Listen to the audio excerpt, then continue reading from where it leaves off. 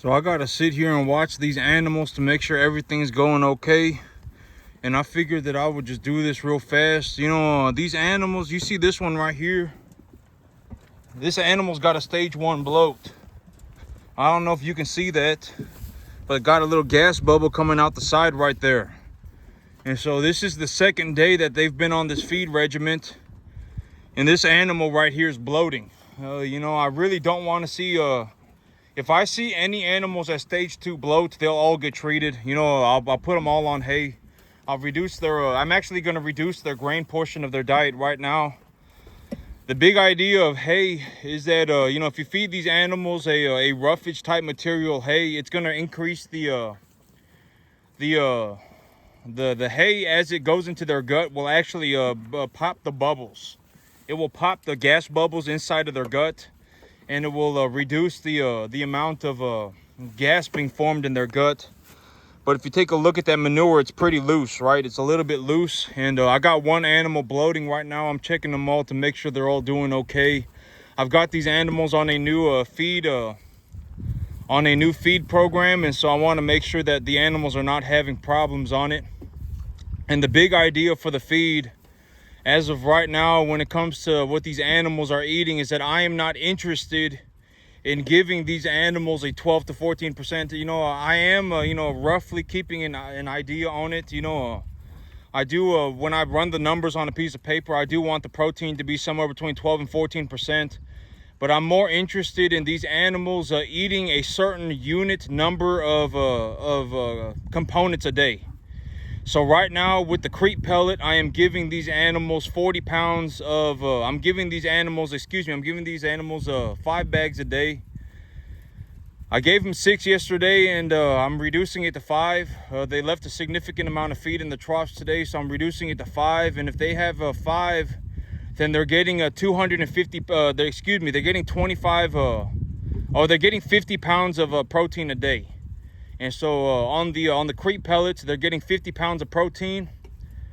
They're getting 175 pounds of energy. If the creep pellet's about 75% energy, 70% energy. And so you know, and then on the corn, I'm giving them 5 buckets a day, and each bucket weighs 30 pounds, and so they're getting 150 pounds. And each unit of corn is 8 pounds of protein. Or every 100 pounds of corn is 8 pounds of protein and 80 pounds of energy. And so if I give them 150 pounds of corn, they're getting 12 pounds of protein, and they're getting 120 pounds of energy. So you know, that's how I'm running these animals' diets right now. And in terms of the hay, I would, you know, I eyeballed it, and I'm gonna say somewhere around 55-60% energy and 10 to 12% protein. And so when I run these animals' diets, I'm more interested in how many units of each component are they consuming a day. And so I'm not interested in, you know, oh my God, you know, I need to mix these 3 feeds together in these rations. You know, I'm not going to do that. I'm just more concerned about how many pounds of protein are they eating a day? How many pounds of protein am I giving to them a day? How many pounds of energy am I giving to them a day? How many pounds of whatever else it might be, right? And so that's more about what I'm thinking about when I give these animals feed. And so if you take a look at the herd, if you take a look at them while they're standing here, you know, this animal right here, probably about 500 pounds. I would say that, you know, well, I'm gonna just count them off. Any animal that's over 600 pounds, I'll count them off. So 1, 2, 3.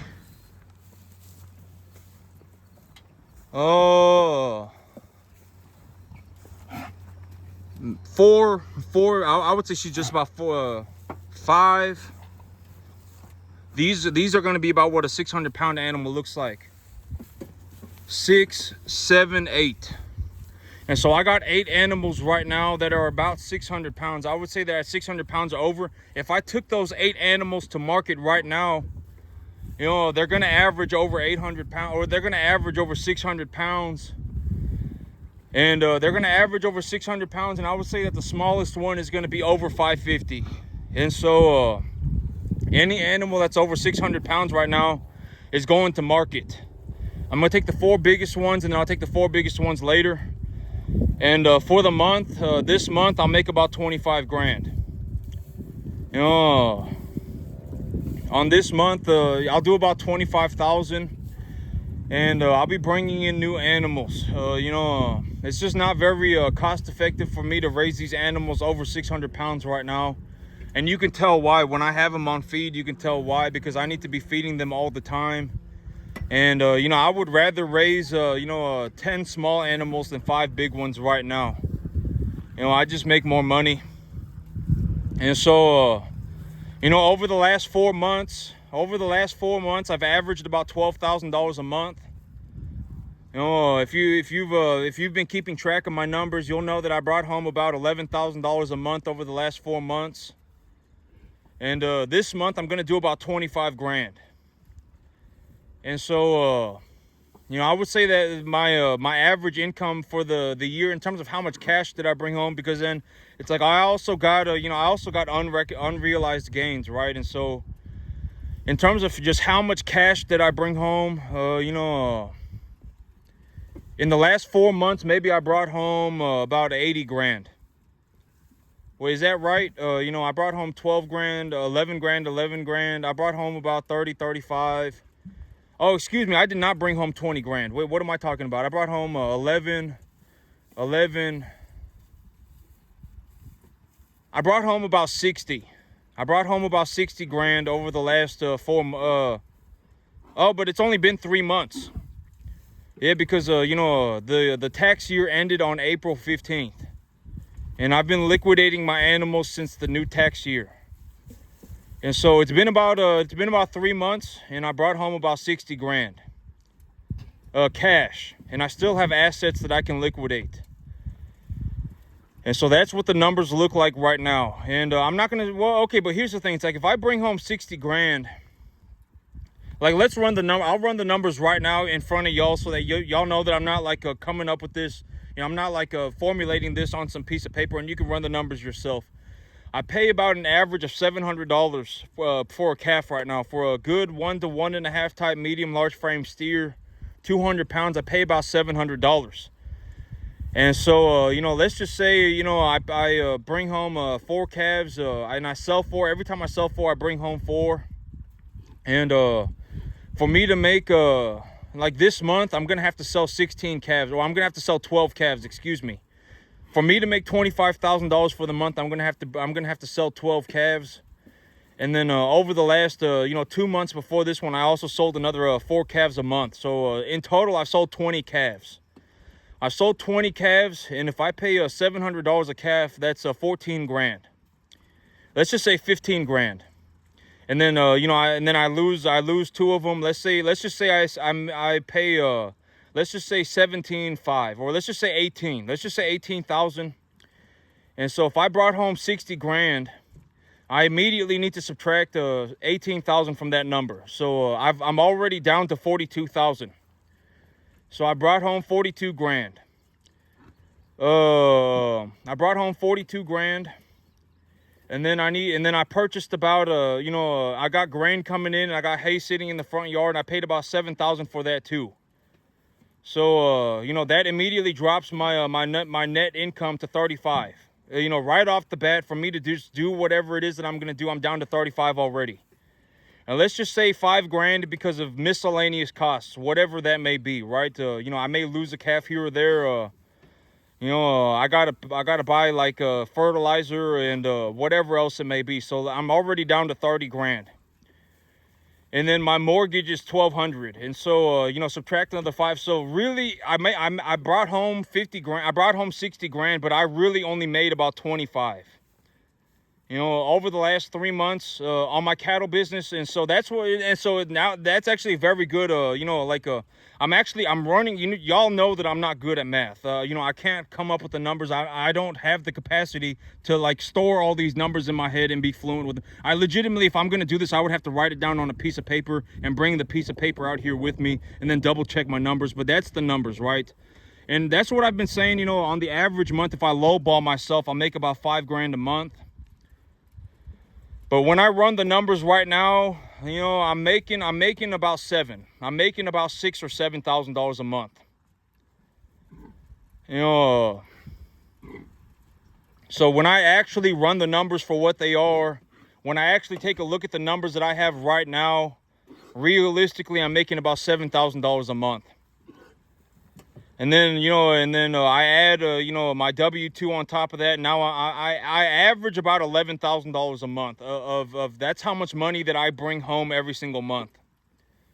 And one of my big goals right now is that I'm looking to go and buy that field so I can grow grass and raise these animals up to 800 very profitably, practically all the time. I'm going to have irrigation water. So one of my big goals right now is that, like, this month I'm making $25,000, and one of my big goals in life right now, financial goals, is that I'm looking to make $50,000 a month. If I can bring home $50,000 a month in the cattle business, I'll consider that very good. If I bring home $50,000 a month, I would realistically be keeping about 20 grand.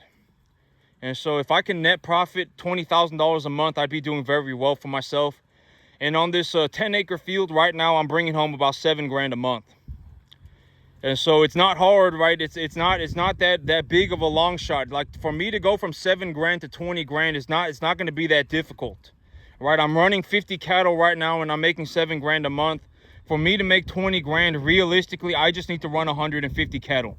If I run 50 cattle here and I run 100 cattle over there, I'm making $20,000 a month.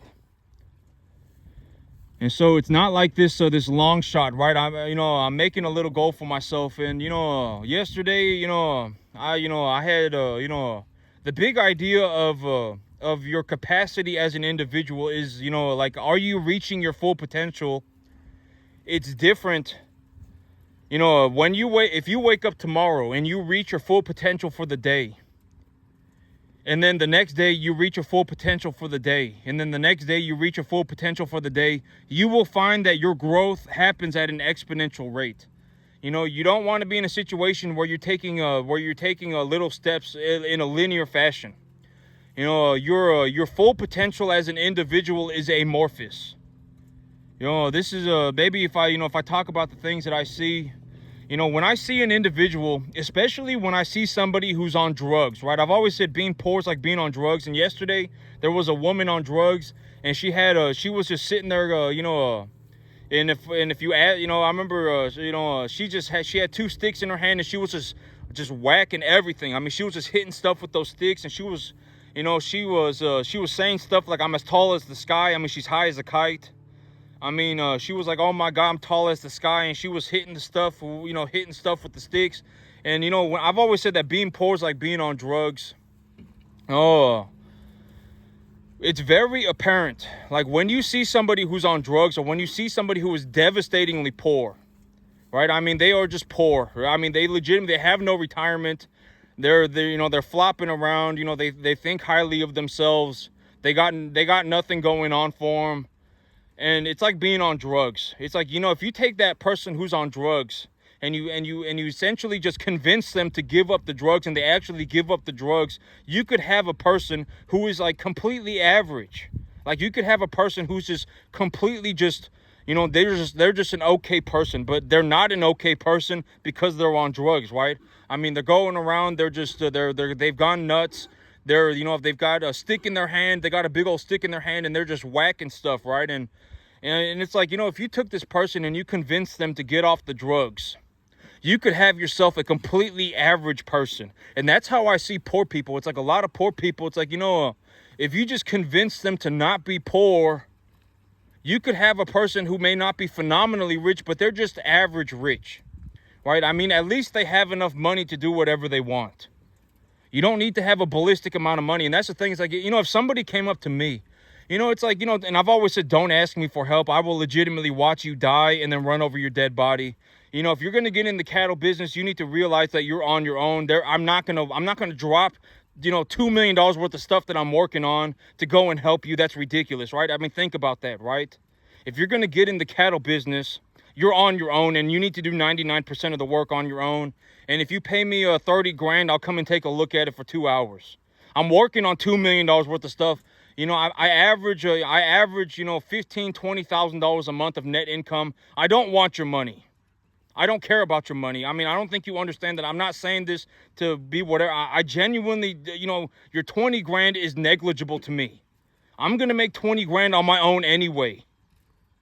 right? I make 25 grand for the month this month. Why do you think I even care about 50 grand? I don't even care about 50 grand, right? Like, I'm not going to drop what I'm doing to go and save your life. And you cannot be saved under any circumstance, right? I've already said this 20,000 times. Don't ask me for help. I will genuinely watch you die, and then I will run over your dead body.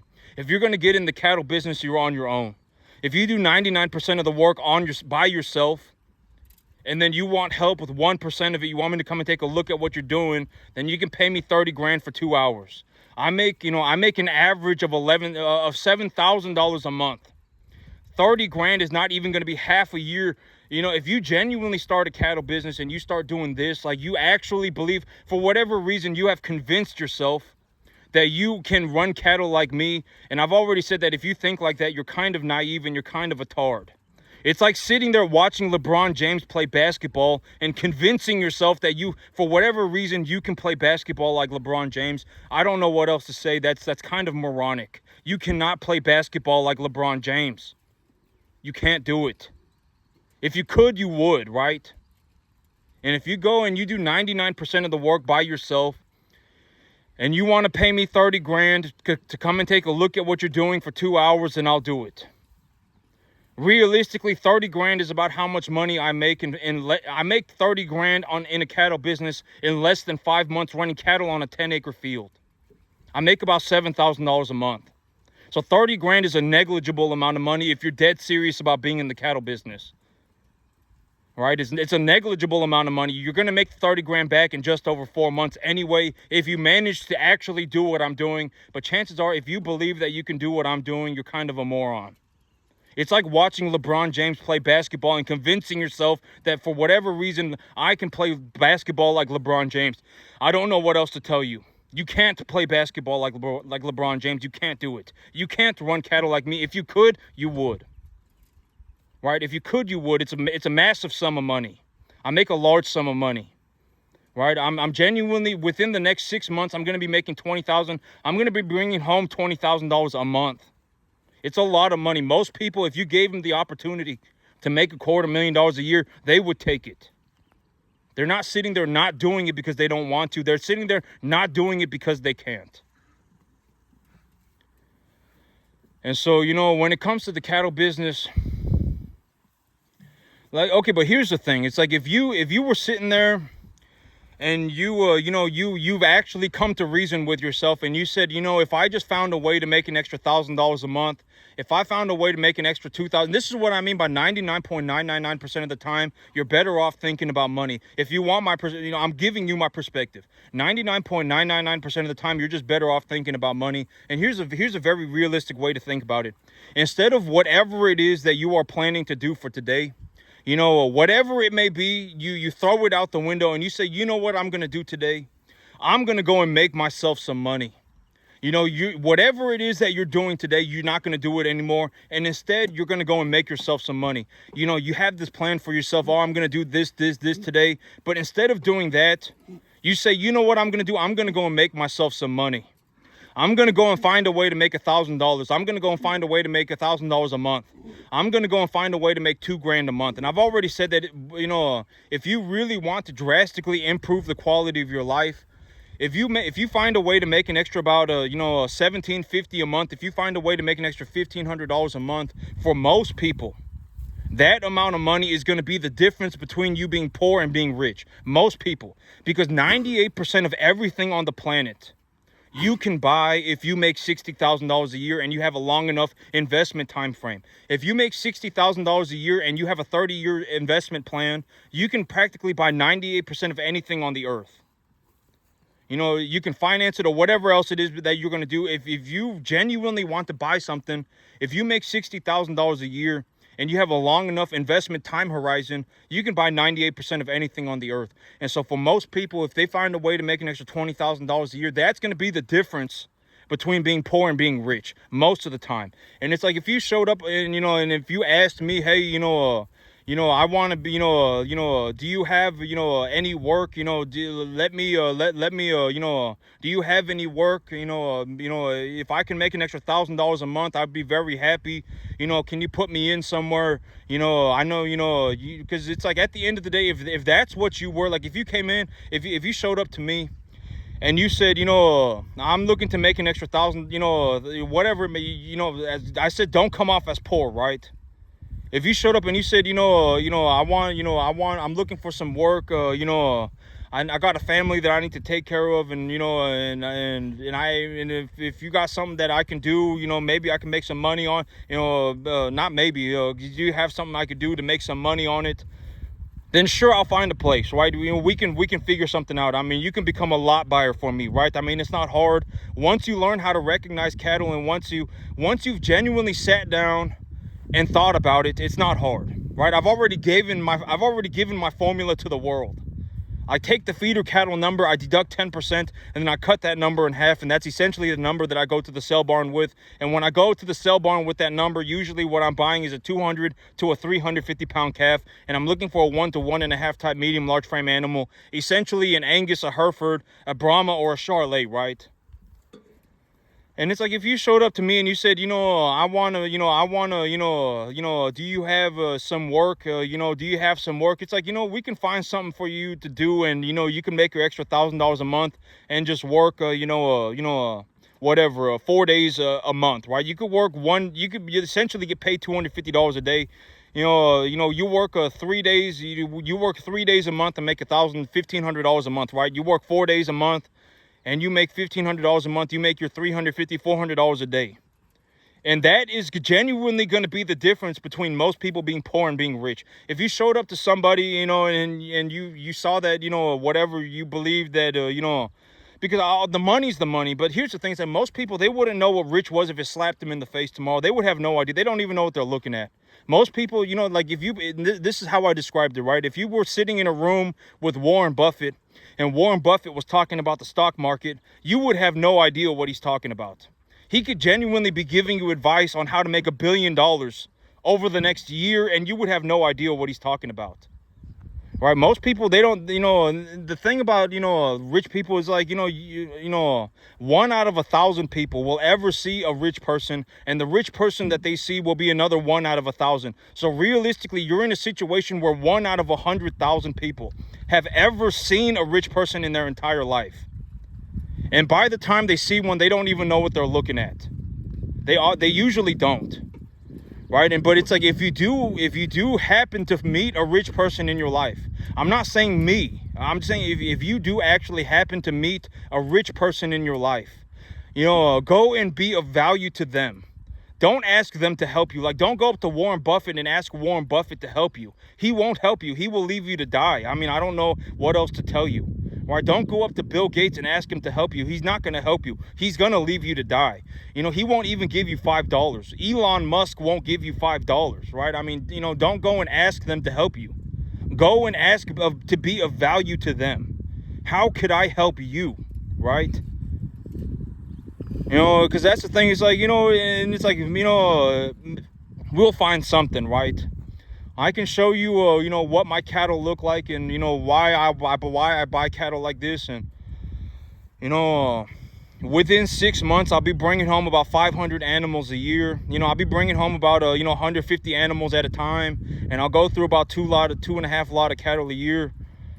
And, I'll be bringing home about 400 cattle a year. And it's like, if there's a $35 commission on each animal, that's like $15,000 a year. And you'd only have to work like, 3 days out of the month. You essentially get paid $500 a day, 3 days out of the month. And, you can take the $1,500 and, hopefully invest it. Or, find something reasonable to do with the money. Don't just go and buy yourself a bunch of drugs and beer and go and throw the money away. I mean, go and invest in something, right?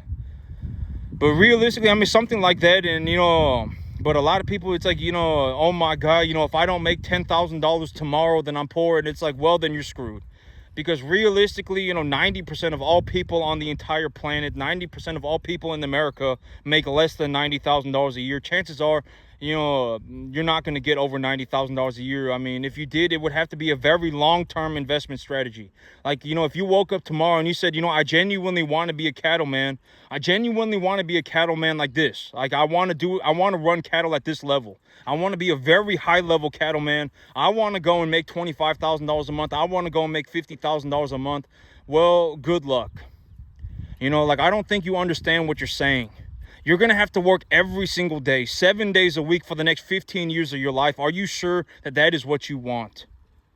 And most of the time, most people cannot turn on a dime tomorrow. They can't. By the time you've become, this pile of problems, you're usually stuck that way. Chances are you're not going to wake up tomorrow and turn on a dime. Oh my God, if I start putting in, if I start investing this $1,000 that I have right now, if I take this $1,000, if I take this, I have an excess income of $1,000 a month. And if I have an excess income of $1,000 a month, I can genuinely grow enough grass to feed 100 cattle. I could genuinely feed enough grass to feed 100 cattle. Granted that I have, proper information, granted that I am doing things objectively correctly. If I go on the internet and look up what I'm doing and make sure that it is objectively correct, then for $1,000 a month, I can grow enough grass to feed 100 cattle. I can go and find a lease property right now for about $50 a month. I can go into lease I can go and lease a 50-acre field for $2,500 a year. And if I lease a 50-acre field and, I put $1,000 worth of fertilizer on it a month, I can genuinely raise, 400 cattle a year. And if I raise 400 cattle a year and make $4,000 a month, then I can genuinely be in a situation where I'm making I'm investing, $1,500 a month and I'm making $20,000 on it. Right, most of the time you're not gonna wake up tomorrow and turn on a dime. You're not. I can almost guarantee almost everybody, by the time you've become poor, there's a reason you're poor, and you're gonna be stuck that way forever. Chances are you're not gonna wake up tomorrow and turn on a dime and go, you know what? There's no benefit to being poor. Why am I poor? There's no benefit to it. I would rather be rich. Right, and so I'm going to go and find something to invest in. I've got $1,000 a month. I'm going to go on the internet. I've been watching this guy run cattle, and I know that for $550 a month, he raises 50 cattle. For $1,000 a month, if I take $1,000 a month and grow grass with it, and I grow grass objectively correctly, I take a look at the information on the internet and I double check everything and make sure everything's okay. And I've been watching this guy farm for a significant amount of time. If somebody genuinely held a gun to my head and said I was gonna blow your freaking brains out unless you grow grass, I could grow grass, right? If you've been watching my channel for any significant period of time, you have more. I would almost guarantee that you know more about farming than 99.999% of the entire population of the farming population of the earth. You probably do. Right? Most farmers, they don't even know 10% of, in terms of head knowledge, they don't even know, you probably know more about farming. If you've been watching my channel for any significant amount of time and you've been watching what I do, you know more about farming than 99.999% of the entire farming population of the planet. And you still have not done anything with it. If you want to be a farmer, you have not done anything with it. And so it's like I've always said, at the end of the day, you should bake money into the pie. I make about $7,000 a month on this 10-acre field, and that money is the money. Money is not subjective. The money is the money. And so, if you find somebody who's losing money, you should consider that they're losing money. If you find somebody who's barely scraping across the bottom, you should consider that they're barely scraping across the bottom. If you find somebody who's making, who's generating over $1 million a year in equity and producing $20,000 a month of free cash flow, then you should consider that that person is generating over $1 million worth of equity a year and generating $20,000 of free cash flow. You should consider that. You should. It's a very reasonable thing to do. The world is not Disneyland. You should not go out of your way to be poor. If you take advice from poor people, you will become poor. I can almost guarantee it. I'm not saying you have to take my advice, but you should find somebody who is rich that you think is a decent person. They're not a good person. They're not a bad person. They're just kind of okay. Because I've already said I don't believe in good people and bad people, right? I don't believe in good people and bad people. A lot of times when you actually, when you look at a person, and it's like, usually what you have when they're making poor choices, I call it making poor choices, making a poor choices. When you have someone who's making poor choices, it's usually not because they're a bad person. It's usually because what you have is a moron who has convinced themselves that it's a good idea to be a moron. You have a poor person who has convinced themselves to be a poor person. That's what you're usually dealing with. You're usually not dealing with a bad person, right? You're usually not dealing with somebody. It's like, oh, I go and I kill people because it's fun. You're usually not dealing with that. And usually when you have something like that, it's like, are they actually, are they mentally insane, or are they actually like evil, right? Like, have they actually, have they actually like turned evil, right? Like, are they killing people because that's what they get enjoyment out of doing it? Or are they legitimately like, are they nuts, right? Like, are they genuinely, crazy, right? Like, do they have like a mental problem? Are they going out there killing people for fun because they have a mental problem? Or are they actually a bad person? Who knows, right? Who knows? It's like, the brain is a very complex thing. And, usually you're not dealing with a bad person and you're not dealing with a good person. You have people of strong character, you have people of poor character. People of strong character tend to make better decisions, right? If you have a solid character, if you got a good backbone on you, if you've got good work ethic, then chances are you're going to make better decisions. If you are of poor character, chances are you're going to make poor decisions. That's how I see it. And then you can go to the extreme on either end. And so usually it's not good or bad people. If you find a decent person, you're like, you know what, this person's just kind of okay. They're not a good person, they're not a bad person, they're just kind of okay, and they're obviously making a large sum of money. Then go in and see what that person is doing, right? Go and see what that person is doing and figure out what they're doing. Because at the end of the day, they're making a lot of money, and the money is the money. The money's not subjective, right? It does not have to be me. You don't have to. Please do not come and find me. I've already said this 20,000 times. I'm not going to save you. I don't care. I'm giving you the best free advice that I can, because largely the way that I learned was that I watched people on YouTube as well. I watched people on YouTube, and I watched rich people do interviews, and I listened to what they had to say and what they were thinking about, and that was how I essentially learned to run a business, etc., etc. So, I did not learn how to run a farming business by watching farmers. I learned how to run a farming business by watching commercial real estate investors, business acquisition, investors, residential real estate investors, commercial retail property investors, service industry investors. Those are the people that I learned how to run a business from. I did not learn how to run a business by watching a farmer.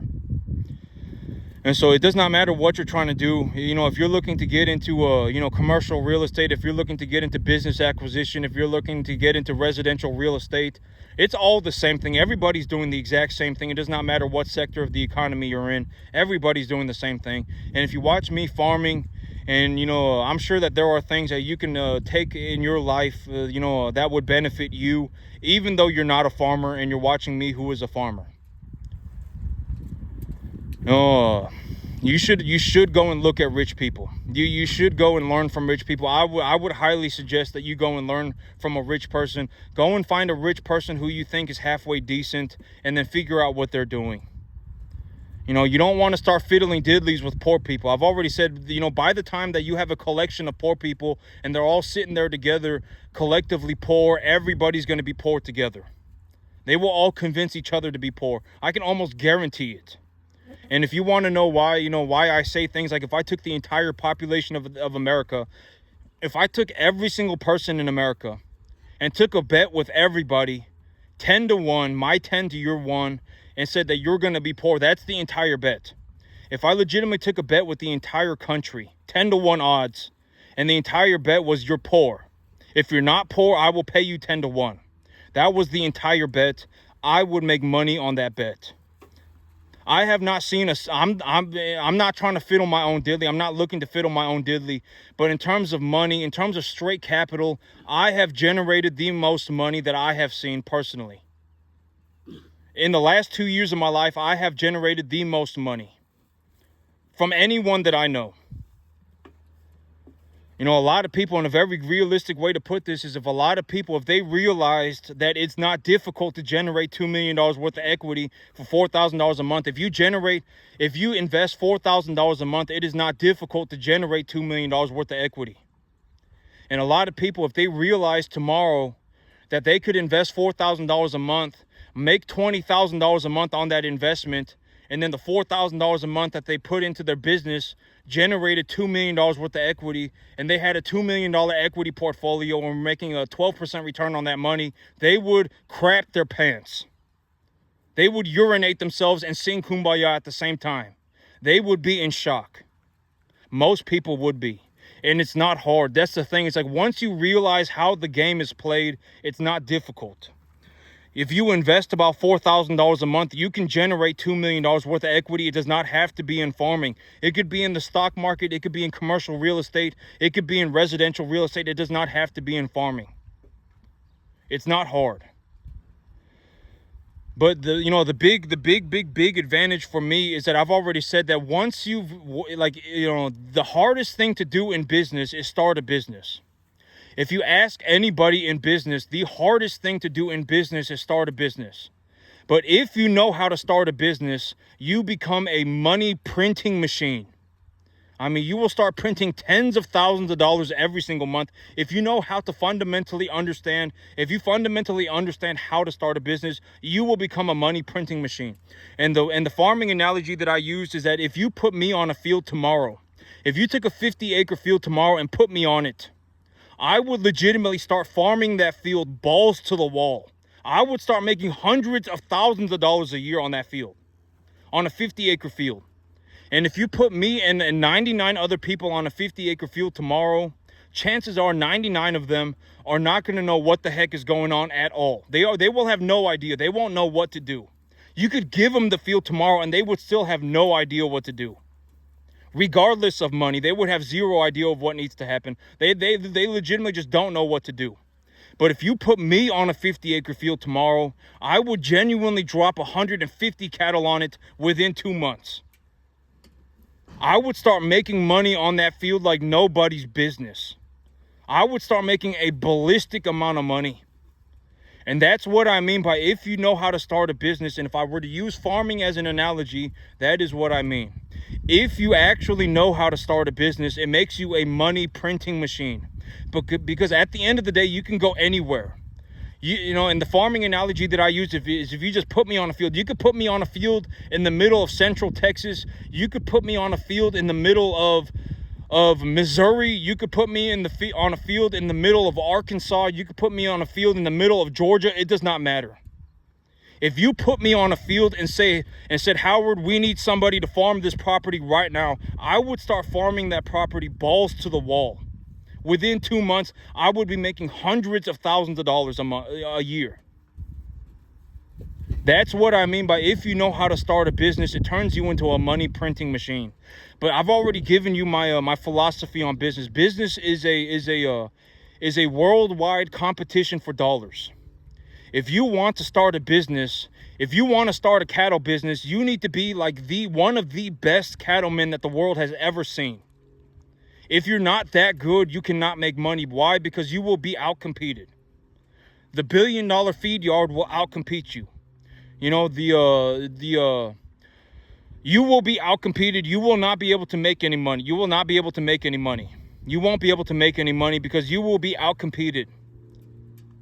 You know, starting a business, being in business is like being in a worldwide competition for dollars. And the farming analogy that I used was if you are looking to become a cattleman, you need to be one of the best cattlemen on the planet so that you can make money. And if you aren't, then you won't be able to make money. I don't know what else to tell you. The world is not Disneyland. No, you are not born a mystical, magical cattleman. You weren't. If anything, you were born average and then turned into a tard. You were born average and then turned yourself into a moron, if anything. Right? You know, you cannot compete on a worldwide level for cattle. You were not born to compete on a worldwide level for cattle. You know, cattlemen are made. If you spoke to me about the cattle business, I would know whether you actually knew what you were talking about or not. And the thing is like, if you actually believe that you can run cattle like me, then come and prove it to me, and we can make a deal. We can make a lot of money together. If you genuinely believe, hey, I can run 2,000 cattle a year by myself too. I can do it too. I can run 2,000 cattle a year. This is exactly how I would do it, and I'm willing to put my own money on the line. Then come and find me. We'll make a deal. If you give me 2 months, I will go in and I will get a real estate property. I will get a property squared away for us. I'll go and make the deal for the real estate, and you just worry about bringing in the cattle. You worry about making sure your finances are correct, and I will go and find a piece of real estate, and we can split the expenses. You give me a 10% cut for what I'm doing, and you can keep 90% of it for yourself. If you are genuinely going to do 99% of the work by yourself, you can keep 90% of the money. I will go and find the real estate for us. I'll even bring in the commodities for us if you want me to. I'll invest in our commodities. I'll make sure our feed supplies or whatever. We split the expenses, and you can keep 90% of the money. You give me a 10% cut for the things that I've done, and we just call it a day. I'm dead serious. If you are genuinely as good as me at running cattle, then come and find me. If you can prove it to me, come and find me. You're going to put your own money on the line. And you're going to have to, and I've already said, don't communicate like a poor person, right? If you are genuinely as good as me at running cattle, when you communicate with me, I will pick up on it very fast. And if you are genuinely as good as me at running cattle, then come and find me. Make a deal with me. I'm not going to sit here and hope that you fail. That's a very pathetic thing to do. Come and make a deal with me.